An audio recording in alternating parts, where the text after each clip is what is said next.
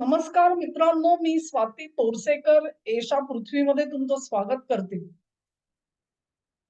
मोदींना खड्ड्यात घालण्यासाठी ट्रम्पनी आपली सगळी ताकद पणाला लावलेली आपण बघितलेली आहे. आणि त्या प्रत्येक संकटातून तो प्रत्येक अडसर जो मोदींच्या मार्गात टाकला गेलेला आहे, त्याच्यातून मोदी सही सलामत केवळ बचावल्या नाहीत, तर त्यांनी आणखी पुढची आव्हानं ही ट्रम्पसाठी उभी करून ठेवलेली दिसतात. हे कसं घडलं? ट्रम्प हे स्वतःच स्वतःच्या सापळ्यात अडकलेले आहेत का? तुम्ही ज्यावेळेला संपूर्ण जगाला तलवारीच्या धारेवरती धरायचा प्रयत्न करता, तेव्हा जग चूप राहत नसतं. अर्थात जे काही अमेरिकेमध्ये घडतं आहे, ते मोदींनी घडवलेलं अजिबात नाहीये. आणि ती कथा तुम्हाला आज सांगायची आहे आणि अत्यंत महत्वाची आहे. याचं कारण असं, की या सगळ्या सत्ता संघर्षाच्या एक परिणती म्हणून कदाचित ट्रम्प यांचं स्वतःचं सत्तापद सुद्धा जाऊ शकतं. कसं ते ऐका. 6 डेमोक्रॅट लॉ मेकर्स आहेत. 6 डेमोक्रॅट लॉ मेकर्सनी 18 नोव्हेंबर रोजी आजची तारीख आहे 1 डिसेंबर म्हणजे साधारणपणे 2 आठवडे होऊन गेले. या 2 आठवड्यापूर्वी या 6 लॉ मेकर्सनी अमेरिकेमधल्या एक व्हिडिओ जारी केला आणि तो जो व्हिडिओ आहे सगळे एकामागून एक सगळे अगदी एकसारखं एक कथन आहे सगळ्यांचं आणि त्यांना एकच संदेश द्यायचा होता आणि तो संदेश त्यांनी त्या व्हिडिओ ते लपून राहिलेलं नाहीये. कोणीही जाणून बुजून किंवा त्यांच्या नकळत लपत छपत रेकॉर्ड केलेला व्हिडिओ नाहीये. त्यांनी स्वतः व्हिडिओ बनवला आणि तो स्वतःहून सोशल मीडियामध्ये टाकला. सोशल मीडिया समाज माध्यम ज्याला आपण ट्विटर म्हणू किंवा आता एक्स म्हणतात, फेसबुक असेल, या सर्वत्र तुम्हाला तो आणि त्याच्यानंतर तो व्हायरल झाला. कदाचित Instagram आणि इतर ह्याच्यावर सुद्धा तुम्हाला तो बघायला मिळेल. आणि हा व्हिडिओ जो आहे अक्षरशः मिलियन्स ऑफ व्ह्यूज म्हणजे कोट्यवधी लोकांपर्यंत हा व्हिडिओ जाऊन पोहोचला. हा व्हिडिओ अर्थातच दुर्लक्षण्यासारखा नाहीये. त्या व्हिडिओमध्ये कोण-कोण होते? सिनेटर एलिसा स्लॉटकिन आणि Mark Kelly. Representative Jason Crow, representative Chrissy Houlahan, representative Chris Deluzio आणि मॅगी गुडलँडर हे सगळे जण एकत्र आले आणि त्यांनी एक संदेश दिलेला आपल्याला दिसतो आणि त्याच्यामध्ये त्यांनी संबोधन कोणाला केलेलं आहे लक्षात घ्या. हा व्हिडिओ जो आहे तो सामान्य अमेरिकन जनतेसाठी नाहीये. हा व्हिडिओ बनवला गेलेला आहे तो अमेरिकेच्या सैन्यामध्ये आज कार्यरत असलेल्या लोकांसाठी. म्हणजे मग तो जवान पातळीवर असेल की अधिकारी पातळीवरती असेल, त्या सर्वांना हा लागू होतो. आणि दुसरी कम्युनिटी जी आहे ती इंटेलिजन्स कम्युनिटी म्हणजे जे गुप्तचर म्हणून काम करतात. अमेरिकेच्या विविध एजन्सीज आहेत अशा प्रकारे काम करणाऱ्या. त्याच्यामध्ये मला जसा अगदी माहिती आहे आपल्याला तो FBI किंवा CIA पण त्या पलीकडे सुद्धा त्यांची नार्कोटिक्स आणि अमुक तमुक अशा अनेक वेगवेगळ्या एजन्सीज आहेत आणि त्या अशा प्रकारे काम करत असतात. ह्या सर्वांना उद्देशून एक संदेश ह्याच्यामध्ये दिला गेलेला आहे.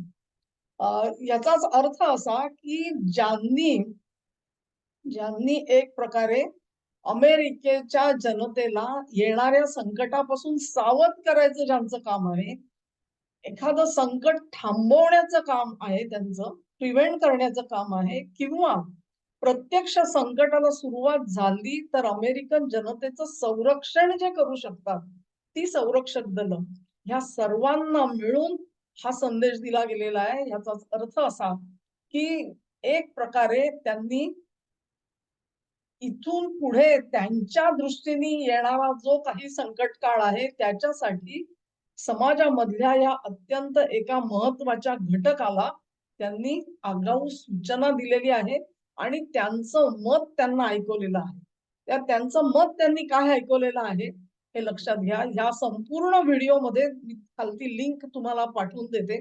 ह्या व्हिडिओच्या डिस्क्रिप्शन मध्ये मिळेल तुम्हाला. आणि त्याच्यात त्यांनी वारंवार एकच मेसेज तुम्हाला आलेला दिसेल. You can refuse illegal orders. You can refuse illegal orders म्हणजेच जर का संरक्षक दल, सैन्य, गुप्तचर विभाग ह्या अधिकाऱ्यांपैकी कोणालाही जर का ट्रम्प प्रशासनाकडून म्हणजे सरकारकडून जर बेकायदेशीर हुकूम देण्यात आले, आज्ञा देण्यात आल्या, तर त्या आज्ञा ह्या कार्यवाहीत आणायला तुम्ही नकार देऊ शकता. हा एक महत्वाचा संदेश या व्हिडिओमधून त्यांनी दिलेला आहे. आणि पुढे ते म्हणतात की जर कमांडर इन चीफ कोण आहे, अमेरिकेचा कमांडर इन चीफ हा त्यांचा राष्ट्रपती असतो. त्याच्यामध्ये त्यांनी दिलेल्या ऑर्डर्स ह्या इल्लीगल असतील, बेकायदेशीर असतील, तर तुम्हाला त्या नाकाराव्याच लागतील. तुम्ही नाकारू शकता आणि नाकाराव्याच लागतील. ह्याच्यामधला फोर्स हा जो आहे, हा वेगळा जो टोन आहे तो तुम्ही लक्षात घेऊ शकता. तर त्यांनी काय म्हटलेलं आहे ह्याच्यामध्ये, ते असं म्हणतात की तुम्ही जी शपथ घेतलेली आहे, तुम्ही जी एकनिष्ठतेची शपथ घेता, ती घटनेला मी लॉयल राहीन, मी इमानदारी माझी तुमची घटनेकडे आहे, तुमची बांधिलकी घटनेकडे आहे, तुमची बांधिलकी कोणाही व्यक्तीकडे नाही. तेव्हा ट्रम्प हे व्यक्तिमत्व आणि ट्रम्प यांचं पद ह्याच्यामध्ये ही मंडळी बायफर्केशन पारकत करू बघतात, हे लक्षात घ्या. तेव्हा प्रत्येक सैनिकाला किंवा प्रत्येक गुप्तचर अधिकाऱ्याला किंवा सेवकाला हे बघावं लागेल की माझी लॉयल्टी कोणाकडे आहे, माझी एकनिष्ठता, माझी बांधिलकी ही घटना पाळण्यामध्ये आहे, कोणा व्यक्तीकडे नाही. तुम्ही बेकायदेशीर आज्ञा नाकारू शकता. हे ज्या दोन गोष्टी महत्वाच्या सांगितल्या गेल्या, त्याच्याच सोबत आणखी जो ध्वनित अर्थ जो काय आहे तो महत्वाचा आहे. आणि त्याच्यामध्ये जर का अशा प्रकारे प्रेसिडेंटच्या ऑर्डर्स ह्या जर का बेकायदेशीर वाटल्या आणि त्याच्यासाठी जर का नागरी असहकार सुरू झाला समाजामध्ये, तर त्या नागरी असहकाराला तुम्ही मदत करणं अपेक्षित आहे. त्यांना सहकार्य करा आणि तुमचे जे कोणी देशाबाहेरचे विरोधक आहेत त्यांच्यावरती तुम्ही दबाव आणा. आता ही जी भाषा आहे ना, ही भाषा महत्वाची आहे. आणि ही भाषा जी आहे ही कोण वापरतं, तर सोरोस प्रणीत जे सगळे लोक आहेत, आता हे एक्झॅक्टली असं म्हणतात की ब्रुकिंग्सची डेमोक्रेसी प्लेबुक म्हणून त्यांनी लिहून काढलं. आणि त्याच्यामध्ये एखाद्या देशामध्ये जर का सत्ता पालटायची असेल, उदाहरणार्थ बांगलादेश, सत्ता पालटायची असेल किंवा तिथे तुम्हाला जर का क्रांती घडवून आणायची असेल, ज्याला ते दोन वेगळी नावं देतात, एक कलर रेव्होल्युशन असं नाव देतात किंवा दुसरं नाव ते देतात ते रेजिम चेंज असं नाव देतात. ह्या दोनासाठी जे एक टूलकिट बनवलं गेलेलं आहे, त्या टूलकिटची भाषा आणि या 6 लॉ मेकर्सची भाषा ह्याच्यामध्ये तसूभरही अंतर. ह्याचाच अर्थ असा होतो की आजपर्यंत अमेरिका मग्न होती, कुठे बांगलादेशामध्ये सत्ता बदल घडव, कुठे नेपाळमध्ये घडव, कुठे इराणमध्ये घडव, कुठे पाकिस्तानमध्ये घडव, कुठे श्रीलंकेत घडव, कुठे भारतामध्ये घडव. आणखी नेतान्याहू समोर तेच संकट आहे, शी जिनपिंग समोर तेच संकट आहे आणि पुतीन समोर तेच संकट आहे. तुम्ही म्हणाल की रिलीज झालेली नाहीये, तर युरोपामधल्या कियर स्टारमरच्या विरोधामध्ये पण तेच पावलं आहेत. फ्रान्सच्या मॅक्रॉन सोबत आहेत आणि जर्मनीमध्ये सुद्धा आहेत. तेव्हा या सगळ्यांच्या इतर युरोपीय देशांचं मी नाव सुद्धा घेत नाही, तिथे तर बहुसंख्येने निवडून आलेल्या पक्षाला राज्यावर सुद्धा येऊ दिलं गेलेलं नाही. अशा प्रकारचा रेजिम चेंज आणि कलर रेव्होल्युशन अशाच जे एक टूलकिट बनवलं गेलं, ते टूलकिट आता खुद्द अमेरिकेमध्ये कार्यरत झालेलं आहे. त्याला म्हणतात बूमरँग. बूमरँग म्हणतात त्याला. आणि हे बूमरँग का झालं, कारण ते आता अमेरिकेवरच जाऊन आदळणार आहे. तुम्ही सोरोसला पाळलात आणि त्याच्या सगळ्या पिट्ट्यांसाठी पैसा उपलब्ध करून दिला, त्याचा वापर करून तुम्ही अन्य देशांमध्ये अशी प्रकारची ढवळाढवळ करत राहिलात, आज ते तुमच्यापर्यंत आलेले आहे. कारण जे डेमोक्रॅट 6 लॉ मेकर्स आहेत, कल्पना करा तुम्ही हे अशा प्रकारचं आवाहन हे कसं काय टॉलरेट करू शकता तुम्ही. अशा तुम्हाला आठवत असेल की 1975 साली ज्या वेळेला 12 किंवा 13 जून रोजी ज्या वेळेला अलाहाबाद हायकोर्टाने निकाल दिला आणि इंदिरा गांधींची निवडणूक बेकायदेशीर ठरवली, कारण त्यांनी भ्रष्ट मार्गांचा अवलंब केला. एक पदसिद्ध असलेल्या सरकारी सेवकाला आपल्या निवडणूक कामामध्ये लावलं, असा त्यांच्यावरती आरोप होता. आणि तो आरोप अलाहाबाद हायकोर्टामध्ये सिद्ध झाल्यानंतर त्यांना पद सोडावं लागेल, पंतप्रधान पदाचा राजीनामा द्यावा लागेल अशी परिस्थिती आली. त्यानंतर भाषण करताना लोकनेते जयप्रकाश नारायण यांनी दिल्लीमध्ये सैन्याला बंडाचं आवाहन केलं, असा त्यांच्यावर आरोप केला गेला. प्रत्यक्षामध्ये जयप्रकाश नारायण असं बोलले नव्हते, पण केवळ आरोपासाठी ते लक्षात घेऊन बाईंनी पुढच्या 10 ते 12 दिवसामध्ये इथे आणीबाणी लादलेली होती. अंतर्गत आणीबाणी लादलेली होती. तेव्हा 6 डेमोक्रॅट्स आणि तेही लॉ मेकर्स जेव्हा अशा पद्धतीचा उठाव करा म्हणून सांगतात, तेव्हा ट्रम्पनी काय करावं अशी अपेक्षा आहे या लोकांची. आणि ट्रम्प ही गोष्ट ही इतकीच नाहीये मित्रांनो. एक लक्षात घ्या तुम्ही, की हे जे सगळे या गोष्टी होतायत ना, त्या केवळ हे टूलकिट आणि सोरोस वगैरे नाहीये. सोरोस आणि सीआयए हे वेगळे आहेत असं मला वाटत नाही. लक्षात घ्या. सोरोस आणि सीआयए मधले काही घटक तरी किंवा आपण असं म्हणू शकत नाही एन ब्लॉक सगळे तसेच आहेत म्हणून. तसं कोणीही म्हणणार नाही, मीही म्हणणार नाही. तेव्हा काय काय झालेलं आहे लक्षात घ्या. 18 तारखेला हा व्हिडिओ की तुम्ही बेकायदेशीर आज्ञा पाळू नका. त्यानंतर काय झालं? त्यानंतर झालं 25 तारखेला इंटेलिजन्स एजन्सीजनी ट्रम्पचे जे विश्वासू त्यांचे दूत आहेत विटकॉफ हे रशिया आणि मिडल ईस्ट यांच्यामध्ये जे संघर्ष चालू आहेत त्यासोबत त्यासाठी त्यांची बातचीत चालू असते आणि ते एक विशिष्ट समझोता करून आणण्यासाठी म्हणून ट्रम्पनी त्यांची नेमणूक केली.